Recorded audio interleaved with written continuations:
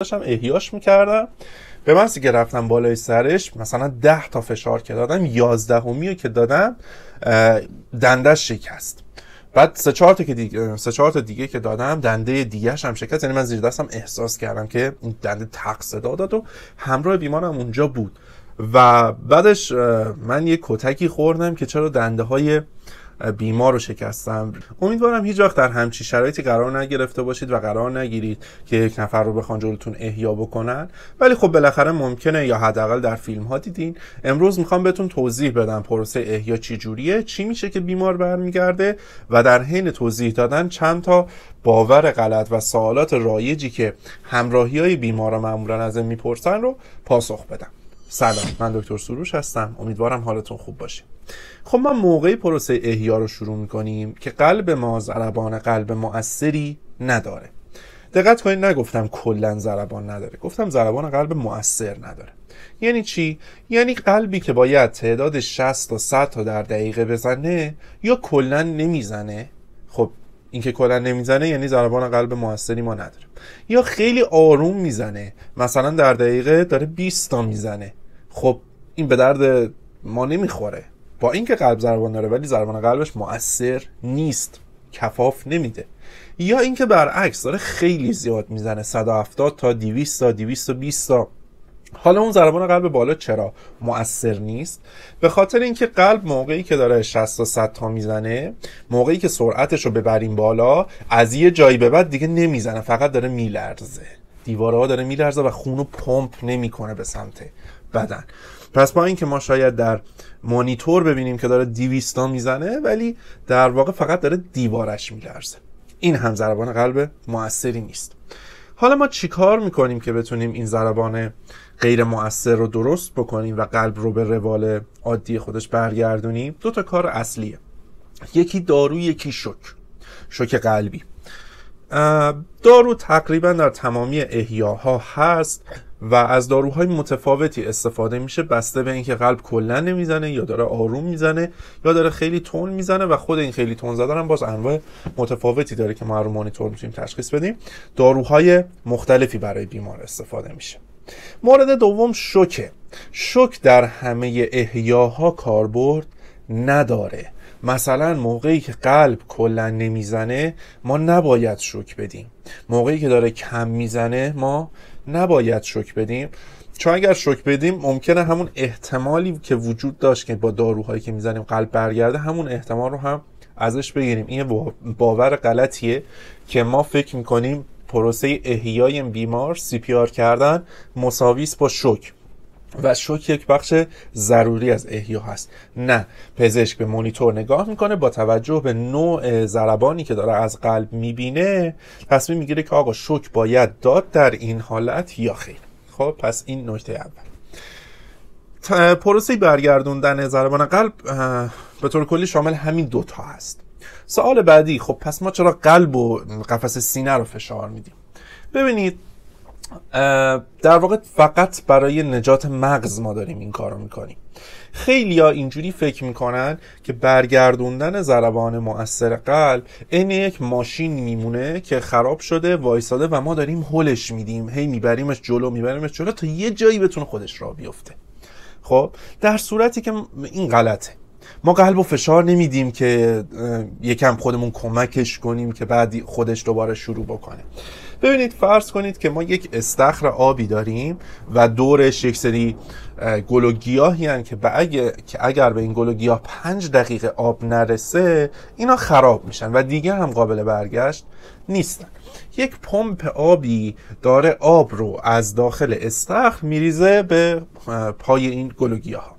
حالا این پمپ از کار افتاده، ما نمیایم پرهای پمپو بچرخونیم که پمپ دوباره خودش شروع کنه به راه افتادن. خب ما میایم پرهای پمپ رو میچرخونیم که تا موقعی که برق کار داره از اون پشت پمپو درست میکنه تو این فاصله آب به گیاه ها رسیده باشه. در واقع ما قلب و موقعی که فشار میدیم هدفمون این نیست انقدر فشار بدیم تا بهش کمک کنیم که دوباره راه بیفته. داریم در واقع تو این فاصله کار قلب رو خودمون انجام میدیم که تو این فاصله که داروهای ما داره اثر میکنه مغز از دست نره، به خاطر اینکه مغز خیلی سریع آسیب میبینه و آسیباش هم به خوبی بر نمیگردن. برای همین ما اگر ماساژ قلبی ندیم ممکنه که با دارو و شوک 10 دقیقه مریض رو احیا بکنیم برگرده، ولی مرگ مغزی شده باشه. خب یادم چند سال پیش داشتم یک بیماری رو، یک خانوم 80 خورده ای ساله، تقریبا 90 ساله بود، داشتم احیاش میکردم. به محضی که رفتم بالای سرش مثلا 10 تا فشار که دادم، 11می که دادم دندش شکست. بعد 3-4 تا دیگه که دادم دنده دیگه‌ش هم شکست. یعنی من زیر دستم احساس کردم که این دنده تق صدا داد و همراه بیمارم اونجا بود. و بعدش من یه کتکی خوردم که چرا دنده های بیمار رو شکستم، انگار جناقش رو شکستم. ببینید گفتم ما در واقع موقعی که داریم ماساژ قلبی میدیم هدف این هست که کار قلب رو انجام بدیم. یعنی ما باید این قلب رو منقبض کنیم. شما فرض کنید این قلب یک دیواره جلوشه که ما بهش میگیم قفسه سینه و ما داریم اینو فشار میدیم که قلب انگار فشرده بشه و خون از این ور بزنه بیرون. خب اگر آروم فشار بدیم این زور ما عملا به قلب نمیرسه، پس باید فشار ما به حدی باشه که بتونه این دیواره رو هل بده که قلب هل داده بشه، رو هم فشرده بشه و خون بزنه بیرون.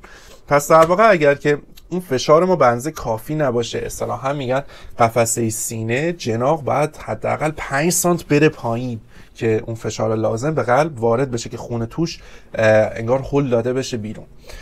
این اتفاق نیفته، خب عملا انگار داشتیم هیچ کاری نمی‌کردیم. خب حالا قبلا میگفتن آقا شما اصلا باید در احیا جوری فشار بدی که قفسه سینه بیمار بشکنی. اگر داری یه جوری فشار دادی که نشکست، یعنی اون فشار نمیدی، اصلا داری ناز میکنی مریضو، اون چیزی که زوری که لازمه به قلب نمیرسه. ولی خب الان همچی چیزی نیست که بگن آقا یه جوری فشار بدی که قفسه سینه بشکنه. ولی میگن اگر که شکست هیچ اشکالی نداره. مورد بعد اینه که احیا رو چقدر ادامه بدیم. در واقع ما واقعی که پروسه احیا رو شروع میکنیم ماساژ میدیم، همزمان اکسیژن رو هم میدیم. این فقط برای مغزه که به مغز برسه. از این ور دارو میزنیم، اگه لازم باشه شوک میدیم. اینقدر این کارو میکنیم تا قلب یا برگرده یا برنگرده.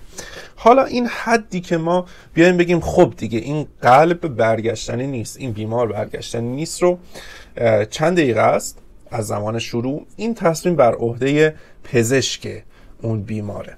پزشک بر اساس شرایط بیمار و شرایط کارکنان تصمیم میگیره که آقا این پروسه رو 40 دقیقه ادامه بده، بعد بگه نه آقا ولش کنین این دیگه نمیشه، یا نه تا 2 ساعت هم ادامه بده. حالا با سوال پیش میاد که خب چرا همه رو 2 ساعت احیا نکنیم؟ مگه چی از دست میریم؟ حالا یا برمیگرده یا برنمیگرده. عمده ای ما در این شرایط خودمون رو به جای بیمار و همراهی های بیمار میذاریم که مثلا بیمارمون داره احیا میشه و مثلا بعد 40 دقیقه بیمار پزشک میگه که خب دیگه بس این بیمار برنمیگرده. بعد ما میگیم خب چرا بیشتر نه؟ خب نیم ساعت بیشتر ماساژ بدین شاید برگشت. ولی شما در این شرایط خودتون رو باید جای بقیه بیمارها و همراهی بیمارهای دیگه هم بذارید. یعنی چی؟ ببینید یه پروسه CPR تقریبا 3-4 نفر رو گرفتار خودش میکنه. 1 نفر باید اکسیژن بده، 1 نفر باید ماساژ بده، 1 نفر باید دارو بزنه، 1 نفر هم باید مدیریت کنه. اینا حداقل هاست. و اینکه پروسه احیا هم خیلی پروسه نفسگیریه. خب یعنی ما موقعی که شروع میکنیم به ماساژ قلبی واقعا بیشتر از 2 دقیقه 1 نفر نمیتونه اصلا خسته کننده است، خیلی انرژی زیادی از آدم میگیره. ما یک سری پرسنلی هم که الان نداریم که اینا مخصوص این باشن که فقط احیا کنن و فلان و اینا. بالاخره پزشکا و پرستارای همون مرکزن. شما بیمارتون یه وری دیگه خوابیده، یه بیمار اینجا داره CPR میشه، پرستار شما داره اومده اینجا داره به CPR و احیای این بیمار کمک میکنه.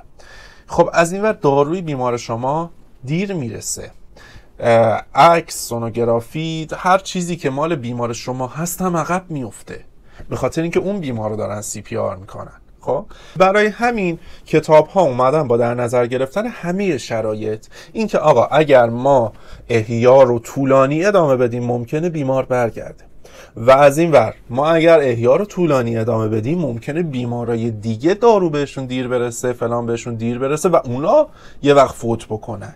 یعنی یک چیزی که باید یک حد وسطی رو بینش رعایت کنیم، یه چیزی باشه که نه سیخ بسوزه نه کباب. برای همین در همه جا اومدن حق تصمیم گیری رو به پزشک دادن که پزشک تصمیم میگیره اگر این بیمار مثلا احتمال میده که برگرده و از این ور کارکنانی داره که بخوان در کار کمک کنن، خب طبیعتا پرسر طولانی تر ادامه میده. ولی اگر یه بیماری باشه که به برگشتنش خیلی امیدی نباشه و از این ور میبینیم کار بیمارای دیگه مونده، یه نفر دیگه الان اگه بهش دارو نرسه فلان میشه، اینجوری میشه، مشکلات دیگه پیش میاد، خب ختم احیا رو اعلام میکنه. این یک سری توضیحاتی بود که گفتم راجع به احیای بیمار رو بهتون بدم. امیدوارم که خوب براتون گفته باشم. من 2 تا دیگه از ویدیوهایی که به نظرم جالب و مفید هست رو این بغل سمت چپ براتون میذارم، اگر دوست داشتید نگاه بکنید. در نهایت امیدوارم همیشه سالم و تندرست باشید و هیچ وقت گذرتون به من نیفته.